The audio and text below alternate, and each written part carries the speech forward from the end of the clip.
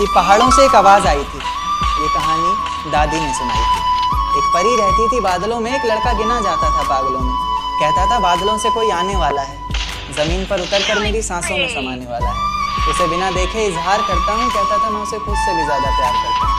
इतना सब सुनकर परी ने ज़मीन पर आने की ठानी। माँ ने रोका, बाबा ने समझाया, पर किसी की एक न मानी। रात का वक्त चारों तरफ अंधेरा था, रोशनी के नाम पर बस चांद का बसेरा था। अब चांद से याद आया कि चांद की रोशनी भी तो फीकी पड़ जाएगी जब वो